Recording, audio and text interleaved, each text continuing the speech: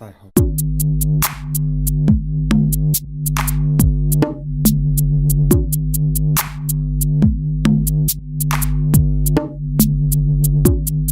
So ever since the release of Star Wars back in 1979, fans everywhere have yearned for the chance to step into the shoes of a Jedi Knight, or a Sith Lord if you swing that way. Now there are many ways you can get your fix of lightsaber goodness, from those cheapy flick out lightsabers that you can get from your local Toys R Us, all the way through to really expensive replicas from the film that are usually made by companies such as Ultra Sabers, for example.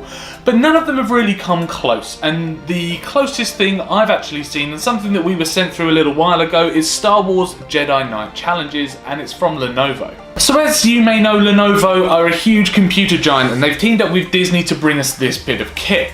Now it all basically runs off the Mirage AR headset, and it puts you right in the heart of the action. Now it's not quite virtual reality like you've seen through things like the HTC Vive or Oculus Rift, but this is actually augmented reality, which puts the action with you in the surrounding setting that you're in.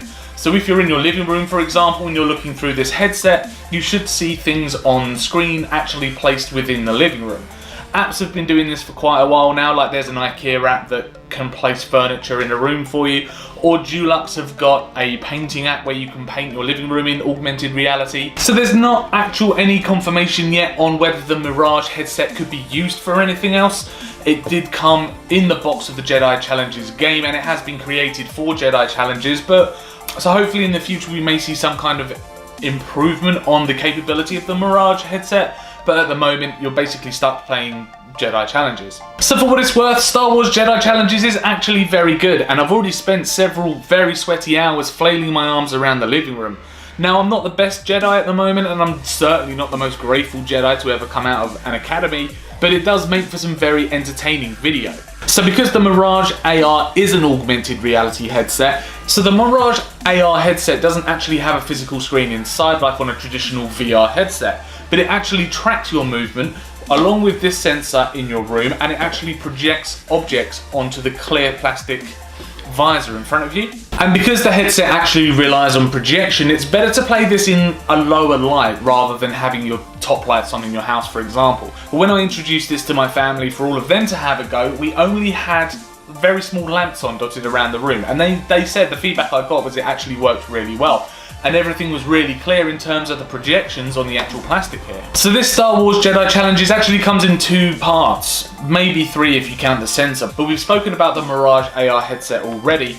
The second part is the lightsaber, which actually has been modelled on, depending on where you look, Anakin's lightsaber, but it could be Luke Skywalker's lightsaber as it was handed down to him by Ben Kenobi, or it's now, I suppose you could class it as Rey's lightsaber, as Rey has taken over the lightsaber in the new sequel films. You probably noticed that the blade doesn't actually fully extend, but instead it opts for this very, very small kind of rubber sensor on the end, which actually works in parallel along with this sensor here, so it can track the movement of the blade where it is in the room. So if you're standing like this, then the blade on your projection is going to be poking straight up, and then it tracks the movement depending on which way you're swinging the blade. And the nice thing about it is that this actual unit feels quite chunky, and it's got a little bit of a weight to it as well, which I think really does heighten the immersion. It's got a button on the front here to fire the lightsaber off when you're in game, and it's also got a button on the side which will reset the position of the blade. So if it loses any kind of tracking from the sensor, you can hold the blade out in front of you, click the button, and it will straighten up the blade again. So the headset requires a mobile phone to work, and it has been stated that it will work with a Samsung S7 or later, or even an iPhone 7 and later. Now it does mean that it does require a bit of power to run and a decent specification of a mobile phone. You won't be able to use any kind of budget handset with this, unfortunately, so you have to have a decent mobile phone. The way it actually works is that there is a tray inside here, and you put your mobile phone inside. So once the phone is inside, you slide it into the headset itself, and you have to connect the USB power from your phone to the headset, which is just inside here. Now you get all the cables inside. Depending on which phone, there's one for a Samsung, there's one for an iPhone connection, and I think there's a USB Type-C in there as well, so if you've got a Sony, for example, that's now using USB-C, it will all be compatible. Now the setup process for this product was an absolute nightmare. Now you have to follow a step-by-step guide on the actual app that you need to download onto your phone. So the first thing is place the sensor, and then you have to sync the lightsaber to the phone, which took an absolute age. And it really just came down to luck, I think, getting the two to actually talk to each other. Now I could go into my Bluetooth settings and set the blade up with the phone from there, but inside the app the two just didn't want to talk to each other, and it was just constantly clicking retry to get it to work. It just wouldn't connect for some reason, and I don't know why. Once the actual phone is in the headset though, it's pretty much straightforward from there.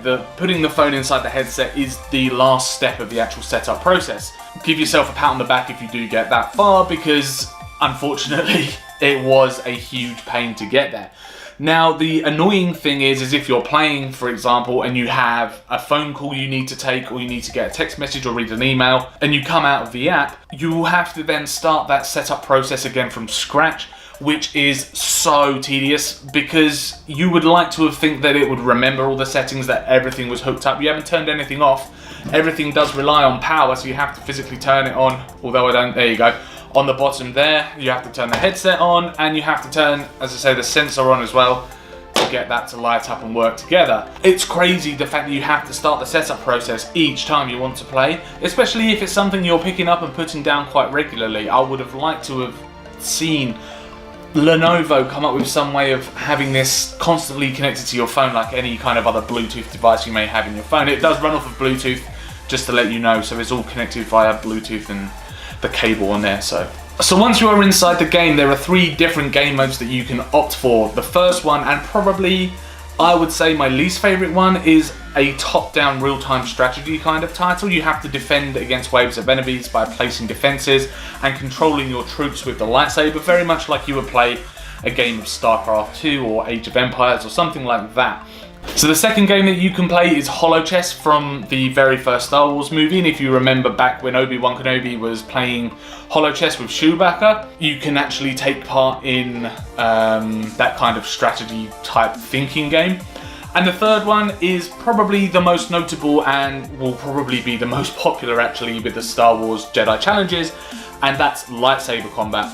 Now that comes in 2 different modes. You first got waves of enemies that come to attack you, and that mainly consists of you trying to deflect blaster bolts back at the enemy. So every time you're fired upon, there's a little reticle on the screen, you have to put your lightsaber there quickly, so it's really a test of your reaction speeds. If enemies do get close to you though, you can however strike them down with a slice, and the enemies are mainly consist of droids from the prequels and stormtroopers as well. The last one, and my most favourite, is lightsaber combat itself, and you can go through various challenges fighting different enemies. Now I've only done a couple, one of them being Darth Maul, but that is pretty good, and it really is a test of reaction as well. So you have to do lightsaber combat on the screen. You can opt for following the on-screen cues. So if there is a slash on the screen, for example, then you have to put the lightsaber in the way to be able to deflect that.